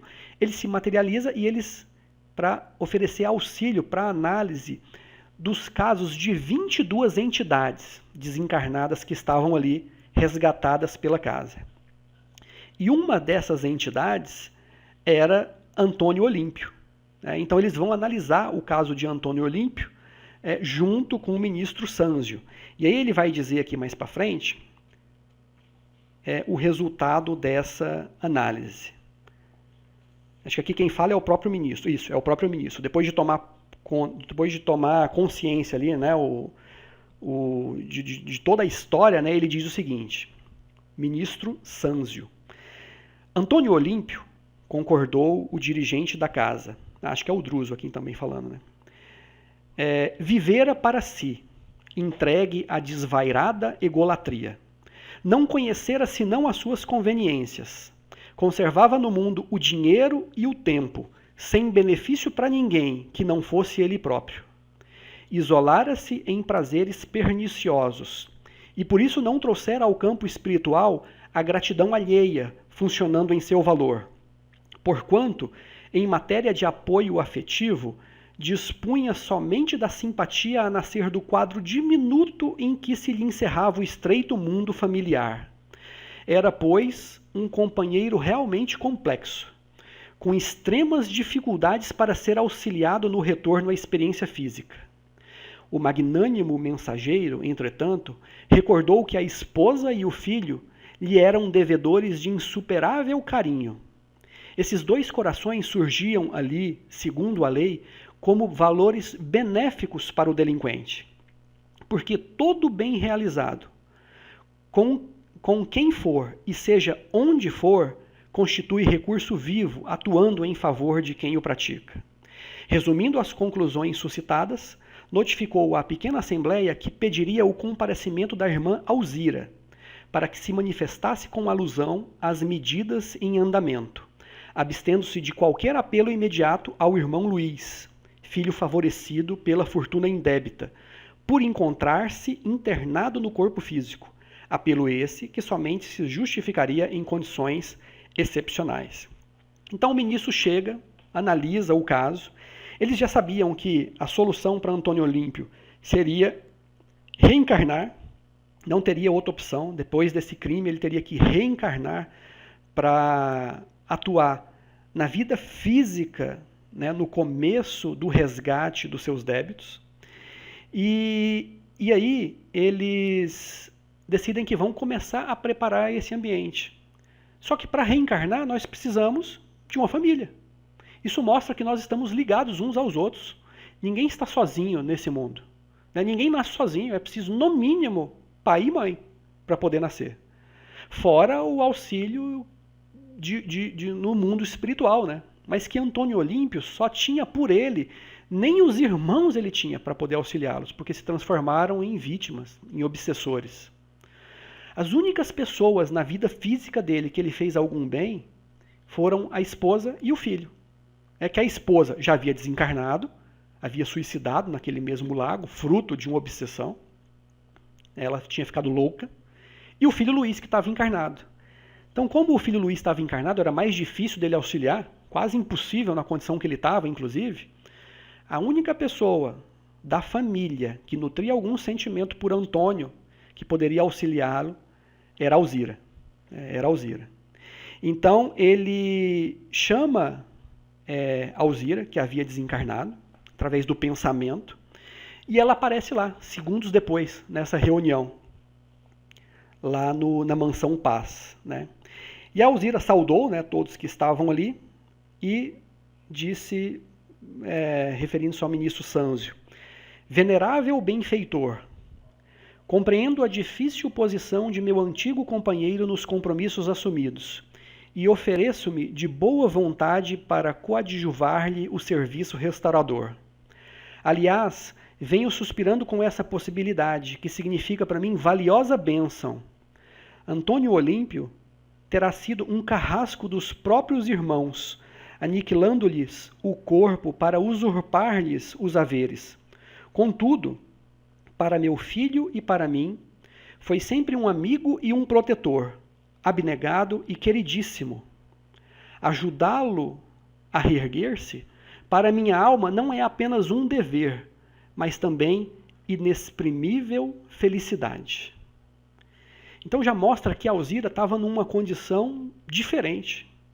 Por mais que ela tivesse algum motivo de sofrimento na vida física, porque ela acabou desencarnando através do suicídio, e por mais que com certeza ela tivesse sofrido muito no plano espiritual após esse suicídio, que é sempre um crime contra Deus e contra nós mesmos, contra a dádiva da vida que nos foi confiada, por mais que ela tenha sofrido no plano espiritual, e com certeza ela sofreu, ela conseguiu já chegar numa situação em que ela estava muito mais equilibrada, a tal ponto de ter percebido a importância de ajudar Antônio para que ela mesma pudesse se ajudar, que de alguma maneira os dois estavam ligados naquela história. E aí ela vai dizer, o ministro vai dizer para ela mais para frente. E aí o ministro Sânzio diz para Alzira: Sabes, no entanto, que os irmãos assassinados perseveram no ódio e perseguiram-no até agora, sem tréguas. Sim, sei tudo isso, aclarou a simpática senhora. Conheço-lhes o poder vingador. Arrebataram meu esposo da quietação do túmulo para se saciarem na vingança terrível e nunca me permitiram qualquer aproximação com ele, no vale de trevas em que se demoram por tantos anos. Além disso, ressarcindo meus débitos do passado, sucumbi por minha vez às mãos deles dois, em tremenda obsessão, no mesmo lago em que perderam o corpo físico. Isso, porém, não é motivo para recuo. Estou pronta para o serviço em que possa ser útil. Então, Alzira, ela revela aqui que ela mesma foi vítima de Clarindo e Leonel, os cunhados, irmãos de Antônio, porque ela caiu doente e ficou desequilibrada por uma profunda obsessão dos irmãos de Antônio, dos seus cunhados, que com certeza encontraram uma maneira de punir Antônio de forma indireta através de Alzira. Conduziram-a, né, a se suicidar. E aí isso convém, muito importante, ligar ao nosso tema. Os irmãos efetuaram um processo de influenciação negativa, uma obsessão que foi sendo construída com Alzira. Mas Alzira tem a sua responsabilidade também nesse caso. Ela percebeu aqui nesse momento que ela tinha débitos do passado com esses dois. Que esses dois tinham um motivo também para odiá-la. Né? E que do plano de lá da existência, eles viram nela uma inimiga também. Se não fosse uma inimiga direta, seria indireta, uma maneira de machucar, de punir Antônio. Então ela percebeu que o seu suicídio, que também estava nas mãos dela, o livre-arbítrio, por fraqueza dela, ela acabou se suicidando, também tinha uma razão de ser. E que agora ela voltava para auxiliar Antônio, né, que estava sendo vítima desses irmãos, e que ela queria ser útil de alguma maneira. E aí, mais para frente, ela diz o seguinte, ó, as vítimas de ontem, hoje transformadas em verdugos enrijecidos, moram na propriedade que lhes foi arrebatada pelo irmão fratricida, alimentando o ódio contra os seus descendentes e conturbando-lhes a vida. Acho que quem diz isso agora é o ministro, né? É necessário que vás em pessoa, isso mesmo, o ministro vai mandar que Alzira vá lá na casa, né? É necessário que vás em pessoa suplicar-lhes melhores disposições mentais para que se habilitem ao amparo de nossa organização, preparando-se para o renascimento físico em época oportuna. Conseguida essa fase inicial de assistência, colaborarás na volta de Olímpio ao lar do próprio filho e, por sua vez, tornarás a carne logo após, a fim de que, de novo, te consorcies com ele em abençoado futuro, para que recebas nos braços Clarindo e Leonel por filhos do coração, aos quais Antônio Olímpio restituirá a existência terrestre e os haveres. Então, olha o plano da espiritualidade para auxiliar nesse processo obsessivo que estava em andamento, né? E quebrar aos poucos, respeitando o livre-arbítrio de cada um, né? Mas ao mesmo tempo influenciando positivamente a lei do progresso, para que essa família se reajustasse, né? Todos estão ligados, eles estão todos ligados uns aos outros ali. Alzira, que dos desencarnados era a que estava mais equilibrada, a missão dela agora seria voltar ao próprio lar, lá na fazenda, que foi herdada, né, por Antônio, que ela conviveu ali um tempo, voltar ao próprio lar para dissuadir os cunhados Clarindo e Leonel desse plano maligno de vingança, trazê-los para casa para estudo, para se reencontrarem, né, de posse das suas condições normais, né, de espíritos em evolução, porque eles estavam já perdidos no seu caminho. E que mais cedo, e depois disso, ela iria auxiliar Antônio a reencarnar no próprio lar, né, provavelmente como filho de Luís, aqui ó, na próxima geração, né, da família, ou filho, ou neto. Pelo que conta o livro, provavelmente filho, porque Antônio ele iria reencarnar bem rápido, 3, 4 anos. Ele ia reencarnar como filho de Luís, provavelmente, e Alzira, claro, iria reencarnar em outra família e ia se encontrar com Antônio quando fosse chegado o momento para receber para os dois se casarem novamente e receberem Clarindo e Leonel como filhos. Quer dizer, os próprios assassinos, tanto de Alzira. Antônio não, Antônio acho que acabou desencarnando de causas naturais, mas eram obsessores de Antônio, né? Antônio e Alzira receberiam como filhos, na próxima encarnação, justamente Clarindo e Leonel, para que pudessem, primeiramente, corrigir a injustiça que Antônio cometeu, tirando-lhes a vida, ele deveria dar-lhes de novo a vida. E tirando-lhe os bens materiais que eram deles por direito, Antônio teria que dar-lhes de volta esses bens materiais, né, que faziam parte da programação deles, e que Alzira iria auxiliá-los todos, né, nesse processo. Ela mesma sendo mãe dos espíritos que obsidiaram para que ela se suicidasse. Então ela, de todos, era a que tinha a melhor condição. Ela teria que fazer parte desse plano. Inclusive, nesse diálogo, o ministro Sanzio fala que ela não estaria sozinha, que ela iria com uma equipe lá, mas que ela tinha que fazer parte disso. Ela não ia fazer isso sozinha. E como é bonito ver o quanto a espiritualidade nos ajuda. Porque ela seria auxiliada não só nesse plano de conseguir isso, como ela seria auxiliada também, ele diz ali, durante toda a reencarnação, durante o processo de reencarnação, durante toda a vida física, antes e depois de reencarnar, né, ia ser acompanhada de perto por aquela casa, porque ela já tinha méritos, né, mas que cumpria a ela um papel, né, nesse processo de reajuste. Então, é muito bonito ver isso. Mostra que nós nunca estamos sós. Por mais que nós pensemos que na nossa vida nós estamos passando por dificuldade, a espiritualidade sempre vela por nós. A providência divina sempre atua através daqueles espíritos que têm como papel nos orientar, nos auxiliar. Que nós devemos, através de vibrações positivas, através de atos baseados no amor e no bem, nos ligar de uma maneira mais completa a esses espíritos que só querem o nosso bem, que acompanham a nossa trajetória, para que nós possamos corrigir os nossos erros e para que nós possamos caminhar rumo à perfeição, que é o nosso destino, né? Então, Alzira segue lá para a fazenda, né, junto com a equipe, vai junto dela André Luiz e Hilário, né? E vai junto dela também Druso e Silas, todos esses personagens aí. Então ela não está sozinha, ela está acompanhada. André Luiz e Hilário mais para acompanhar, né, para servir de estudo. Mas Druso e Silas vão ajudar muito ela nesse processo. Ela sozinha não teria condições. Ela está ali para aprender também, né? E para atuar em determinados momentos, porque ela fazia parte da família, né?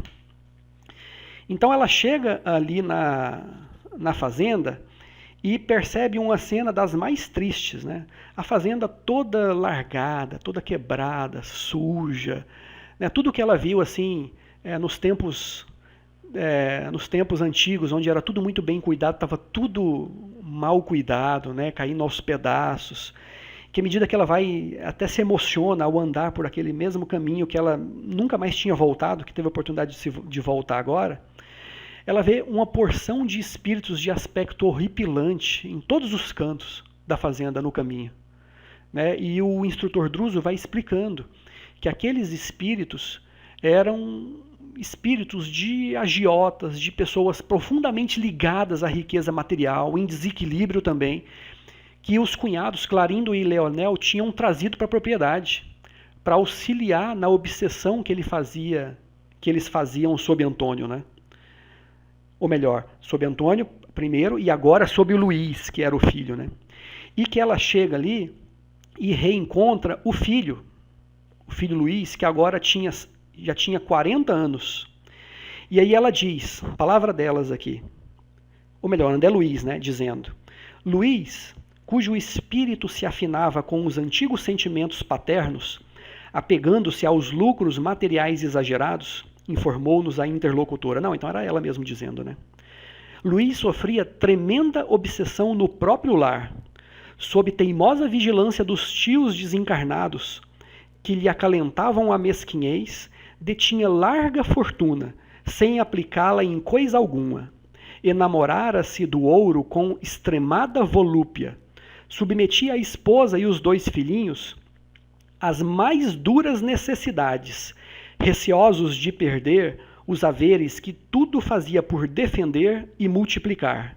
Clarindo e Leonel, não satisfeitos com lhe se viciarem a mente, conduziam para a fazenda usurários e tiranos rurais desencarnados, cujos pensamentos ainda se enrotilhavam na riqueza terrestre, para lhe agravarem a sovinice. Luiz, desse modo, respirava num mundo de imagens estranhas, em que o dinheiro se erigia em tema constante. Perdera, por isso, o contato com a dignidade social. tornara-se inimigo da educação e acreditava tão somente no poder do cofre recheado para solucionar as dificuldades da vida. Adquirira o doentio temor de todas as situações em que pudessem surgir despesas inesperadas.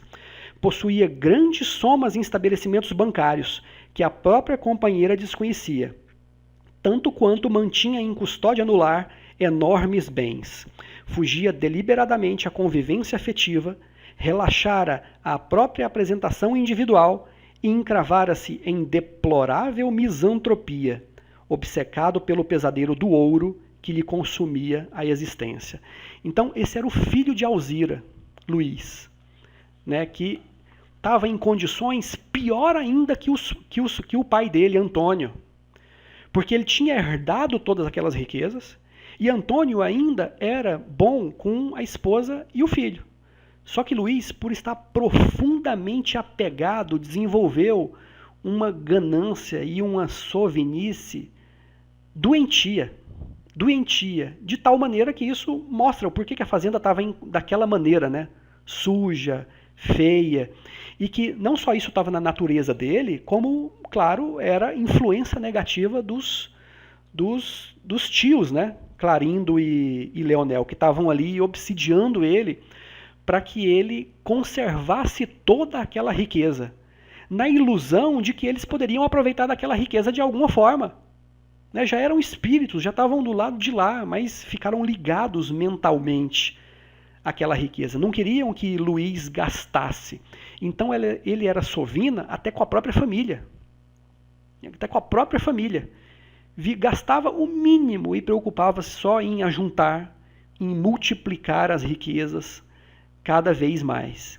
Inclusive, tem um trecho do livro mais para frente que, à medida que eles vão conhecendo mais profundamente Clarindo e Leonel, que eram os obsessores, eles percebem que eles eram extremamente hábeis nesse papel de obsessores, que eles tinham frequentado vários cursos no plano espiritual inferior sobre como obsidiar de uma forma melhor, mais contundente, e que eles colocavam em prática ali técnicas avançadíssimas de obsessão.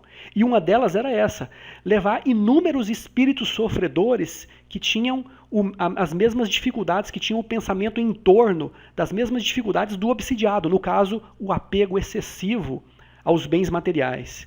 Que a própria presença desses espíritos ali na fazenda estava cheio, na fazenda, andando para todos os lados da fazenda. Dentro da casa, então, era uma multidão de espíritos ali. Criava um clima propício, perfeito, para que o pensamento do dinheiro fosse o tema principal da vida de Luís. E que eles fizeram, assim, cercaram Luís de todos os lados. E que Luís, ainda exercendo o seu livre-arbítrio, acabou dando voz a esse lado. Né? De novo, livre-arbítrio e lei de causa e efeito. Ele tinha a sua liberdade, mas foi sendo conduzido, né? E por não ouvir os bons conselhos, acabou se afundando nessa questão também. Né? E aí, eles vão iniciar uma aproximação lenta e gradual. Alzira está ali acompanhando, mas Druso, por ser o mais experimentado, o mais evoluído dessa equipe que vai lá, começa a se aproximar. Não lembro se era Druso ou Silas, que começa a se aproximar, não, corrigindo, é Silas. Druso ficou num papel assim mais distante, né, oferecendo um apoio. Ele ainda tinha que dirigir a casa, né, então ele não poderia sair da casa a todo momento. Ele colhia os informes, dava sugestões, mas Silas é que fez esse papel assim mais prático, né, de acompanhar André Luiz, Hilário e a própria Alzira também, até a casa onde ela vivia. Silas vai se aproximando desses obsessores, ganhando a confiança deles aos poucos, tudo mostrando que o plano espiritual não carece de estratégia. Muito pelo contrário, são estrategistas de primeira linha. Ele sabia que ele não podia chegar lá. Primeiro, ele não teria o poder de chegar lá simplesmente removendo esses espíritos. Isso não funcionaria bem, eles precisariam enxergar que o caminho estava equivocado. Então ele chega a princípio na casa e já é logo defrontado pelos irmãos. Quem é você? O que você está fazendo aqui? E aí ele falou que era um conhecido daquela família, né? E os irmãos falam, ó, a gente só aceita aqui quem sabe dar valor ao dinheiro. Né? Quem entende a importância do dinheiro. Aí ele, claro, quem não há de ter cuidado pelos seus haveres, né? E aí eles entendem isso como, sim, aí tudo bem. Eles achavam que era mais um para auxiliá-los no plano, né? Mas ele começa a entrar nessa família, começa a entender esses obsessores e o próprio Luiz, né? E lentamente a história conta aí com detalhes assim minuciosos que não nos cabe aqui nesse momento, né, nesse estudo, mas que convém ler esse livro, porque esse é um dos casos, é bem detalhado, mas tem vários outros lá. É muito rico esse livro, como todos, né, de André Luiz, todos os livros que vieram pela mediunidade de Chico Xavier. E Silas mostra que vai ganhando a confiança deles aos poucos. Vai mostrando que ele também tem conhecimento de como se processa a obsessão, que inclusive ele mostra que ele tem um conhecimento muito mais profundo que os próprios irmãos. E Clarindo Leonel começa a falar, meu irmão, esse conhecimento nos interessa, hein? De que escola infernal você veio? E aí ele dá uma resposta assim meio misteriosa, né? Que eles entendem uma coisa, mas Silas estava querendo dizer outra, né? É um espírito muito inteligente, uma inteligência voltada para o bem. Né? Ele não mente, mas ele dá uma resposta que cada um entende de acordo com a sua visão. E que num determinado momento, Silas começa a se aprofundar nessa família, sempre junto de André Luiz, que relata essa história, e de Alzira, e isso é um aprendizado para todos eles também. E num determinado momento, Silas conta a sua própria história, que é uma história muito triste e voltada a esse mesmo tema do apego exagerado aos bens materiais. Silas diz que foi muito infeliz no plano espiritual depois dessa história dele e do aprendizado dele. Ele compartilha isso com Clarindo e Leonel sem falar necessariamente que eles estão errados. Deixa eles entenderem a mensagem que quiserem. Né? E aí Silas conta a sua história dizendo o seguinte, ele nasceu também numa família muito rica, né? E que ao escolher a sua profissão decidiu ser médico, não por ter amor à vida, por querer auxiliar os pobres, não, por ver aí uma fonte de renda, né, para cuidar de doentes ricos, de tirar dinheiro deles para poder multiplicar ainda mais a sua fortuna. Fortuna que ele iria herdar do pai dele cedo ou tarde, né? Sempre pensava nisso. Ele sempre pensava na herança, desde jovem. E que, infelizmente, ele perde a mãe muito cedo. Antes mesmo dele se formar médico, ele estava estudando, ele perde a mãe. E que aí ele acaba desistindo de virar médico, né? Fica revoltado, perde meio o caminho. E que o pai dele, já na casa dos 60, decide se casar de novo. E ele tenta fazer tudo para que o pai não se casasse, mas que o pai acaba se casando com uma mulher muito mais jovem, na faixa dos 30 anos, e que ele percebe essa mulher como um entrave, que ele teria que dividir a herança dele. Olha o tema herança aí, ó, de novo, que é o mesmo tema de Clarindo e Leonel, né?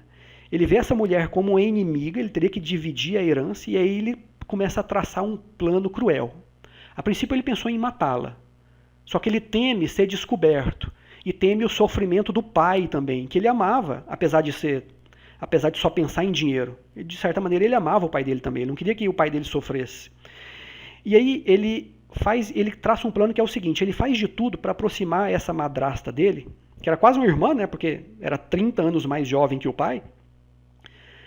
Apesar da madrasta ser boa com ele, sempre foi boa, sempre tratou ele bem, ele não quer ela naquela família, ele não quer dividir a herança, tudo em torno do dinheiro. E aí ele descobre um primo dela que cortejava ela quando ela era solteira. E que ela nunca tinha se aproximado desse primo, mas ele sabe que o primo tinha interesse nela. Então ele começa a se aproximar desse primo, ele começa a trazer esse primo para a convivência da família, apesar de ser um perfil de pessoa totalmente diferente do que ele consideraria como amigo. Era um perdulário, né, beberrão, só queria saber de festa, de gastar o dinheiro, de mulheres, mas que ele vira amigão desse primo só para colocar em prática esse plano. Que ele acaba aproximando e que ele vai fazendo esse processo durante mais de um ano, até a hora em que ele aproxima esse plano da madrasta, esse primo da madrasta. né? E que vendo que eles se aproximaram, porque ele criava diversas situações em que eles podiam se encontrar, vendo que eles se aproximaram, ele acaba criando um flagrante em que o pai pega os dois juntos num momento de fraqueza dela, porque, de novo, ela tinha o livre-arbítrio. Como mulher casada, não ceder ao primo, mas pela insistência, acabou cedendo, porque tinha algo nela também, né? Tinha um sentimento ainda não resolvido. E que aí o pai pega a segunda esposa, né, em flagrante delito, né, de traição, e que ela também, pela vergonha, acaba caindo doente e tempos depois morre. Ele fica feliz, super feliz, né? Silas, que já era o assistente, que já havia sido convertido há bastante tempo, contando a sua história para Clarindo e Leonel. Ele fica feliz, herda toda a fortuna, né? Mas o pai nunca mais se recupera desse desgosto, né? Fica doente, a doença se agrava, e numa noite, né, antes de morrer, o pai fala para ele que, na verdade, a segunda esposa não morreu de depressão, de causas naturais. Ele a matou envenenada. Ele envenenou ela aos poucos, de uma maneira que nenhum médico pôde descobrir. E acharam que ela tinha morrido de melancolia, né? de depressão e das doenças oportunistas que vêm como consequência. Quer dizer, ele tinha feito o pai dele sofrer terrivelmente. Esse não era o propósito dele. Ele queria herdar a fortuna, mas ele queria que o pai dele vivesse bem também. Mas ele acabou fazendo um mal terrível. O pai dele acaba corroído pelo remorso de ter assassinado a segunda ex-esposa, o desgosto de ter sido traído e tudo mais. O pai dele acaba morrendo. E ele também tenta fazer o mesmo que Antônio fez. Tenta se esquecer disso, curtindo a vida, curtindo da riqueza que havia herdado. Só que ele viajou por toda a Europa, passou anos viajando, curtindo do bom e do melhor que o dinheiro poderia proporcionar, mas nunca conseguiu se livrar desse remorso, dessa culpa, né, de ter criado esse plano maligno que tinha levado 2 pessoas à morte. Por aí ele nem pensava muito não, mas pelo pai, que acabou sofrendo terrivelmente. E aí, numa noite, hospedado na casa de um amigo, ele acaba procurando um remédio para uma dor que ele estava sentindo, e ele toma um frasco de arsênico por engano, por acidente. E olha que ironia do destino. Acaba desencarnando envenenado, né? Da mesma maneira, o mesmo tipo de desencarne que ele submeteu a madrasta, né? A Ida. E aí os médicos, ao fazerem análise, descobrem o veneno, né? E chegam à conclusão de que ele tinha se envenenado, ele tinha se matado de propósito, coisa que não aconteceu, que ele tinha se matado de propósito por conta do desgosto, né? De jovem rico que o dinheiro não pôde trazer a felicidade. Então ele chega no plano espiritual dessa maneira, né? Extremamente perturbado. E aí, claro, né? A gente imagina, vai ter toda uma trajetória até chegar nessa situação de Silas, já o assistente de Druso, para ajudar nesse caso, né? E aí, claro que pode ter passado décadas, talvez séculos, sabe-se lá, né, até ele chegar a essa situação.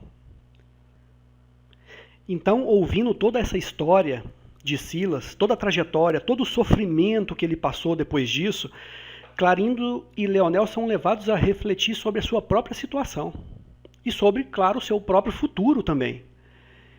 E aí eles já recebem um choque disso, porque em nenhum momento Silas falou: vocês estão errados no que vocês estão fazendo. Ele simplesmente foi entrando, foi ganhando a confiança deles, com estratégia, com cuidado, não apresentou Alzira a eles num primeiro momento, contou a sua história, levou eles para conhecer outros casos. Então Clarindo e Leonel vão se transformando de forma indireta, até um momento em que eles percebem o tamanho do erro que eles estavam cometendo, que eles já haviam cometido, né, tendo levado Alzira ao suicídio, e que eles estavam cometendo obsidiando o Luiz e tendo levado todos esses obsessores lá para dentro da casa. Que eles não tinham percebido que eles não poderiam mais aproveitar aqueles bens materiais. Agora eles eram espíritos. Aquela vida não fazia mais parte deles. E que eles começam a se transformar à medida que eles vão tendo contato com a realidade do plano espiritual. Né? Eles começam a se transformar até o momento em que eles mesmos percebem, Clarindo e Leonel, o tamanho do erro que eles tinham cometido e que a única maneira de serem felizes seriam começar corrigindo esse erro. Só que eles não têm a mínima ideia de como fazer isso, porque eles tinham levado Alzira à morte, né, ao suicídio. E que eles não tinham a menor ideia de como eles poderiam fazer isso. E que aí Silas diz que, ali num momento assim, muito bonito do livro, muito bonito, que ele pergunta para eles: e se Alzira viesse a vocês oferecer o perdão?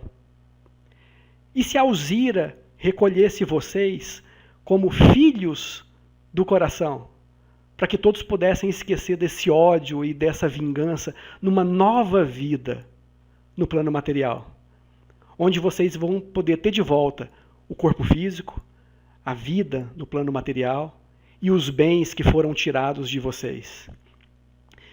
E aí, para eles, assim, abre-se uma nova perspectiva, né? No meio de todo aquele sofrimento de estarem já sendo torturados eles mesmos pelo remorso do que fizeram e já começando a imaginar o sofrimento que viria pela frente, Silas traz, numa cena muito bonita, eu choro horrores sempre que eu leio essa parte, como outras partes, tanto dessa obra de André Luiz como outras, porque é muito tocante, é muito profundo. Olha o que Silas faz. Silas leva eles à beira desse lago, onde Alzira se suicidou, por culpa da obsessão que eles colocaram nela. Né? E ali eles entram em contato com essa maldade que eles fizeram e abrem o coração. E aí Silas traz Alzira. Claro, André Luiz e Hilário também estavam todos juntos ali. Silas traz Alzira. E o reencontro deles é muito tocante. É muito tocante. Eles se sentem como crianças ao pé de Alzira. Seria a mãe deles na próxima vida, que perdoou o crime que eles cometeram. Percebeu que o único caminho é o perdão. Já havia perdoado eles e já havia aceito ser a mãe deles na próxima vida. Junto com Antônio, que seria o pai. E que eles dois iriam trabalhar para apagar esse ódio que havia sido criado entre eles. Então eles caem aos pés de Alzira e choram. Choram durante longos minutos, sem poder conter a profunda emoção de que todos na cena estão chorando, até quem lê o livro. Eu choro sempre, acho que eu já li esse livro já uma meia dúzia de vezes, porque é muito tocante, é muito profundo. Então, o resto dessa história e de outras histórias que acontecem em paralelo, eu deixo para vocês lerem, né, no livro, porque é um livro muito bonito, muito profundo, que mostra, né, todo esse tema que nós estamos tratando, da lei de ação e reação, do livre-arbítrio, como o tempo todo nós temos a liberdade de agir, mas temos que colher as consequências dos nossos atos. E que quão infeliz pode ser os nossos atos e as consequências que isso vai trazer. Mas também o quanto de bem nós podemos colher no futuro hoje. Porque a ação está nas nossas mãos hoje. Nada nos impede de fazer um bem agora, nesse exato momento. Para as pessoas que estão à nossa volta. Para pessoas que estão mais longe de nós, conhecidos, para pessoas que nós nem conhecemos, nada nos impede de estarmos plantando o bem nesse exato momento. Porque esse bem é a semente que vai se transformar num fruto. Né? E tentar sempre manter a mente vibrando de forma positiva, para receber mais facilmente os bons conselhos dos espíritos superiores, que sempre só nos aconselham ao bem. Todo pensamento mau que vem à nossa mente, ou é fruto da nossa irreflexão, ou é soprado nos nossos ouvidos por espíritos inferiores, que querem o nosso mal. Então que nós possamos saber que a liberdade é nossa, A todo momento antes de agir, nós estamos com total controle do nosso livre-arbítrio e que nós possamos começar desde agora a plantar boas sementes para que possamos colher bons frutos nessa vida, no plano espiritual, na vida espiritual e nas outras vidas também. Com essa mensagem final, desejo um ótimo dia, uma ótima semana a todos que estão me ouvindo nesse momento. Que a paz de Jesus possa estar conosco, agora e sempre. Um grande abraço e até o nosso próximo estudo.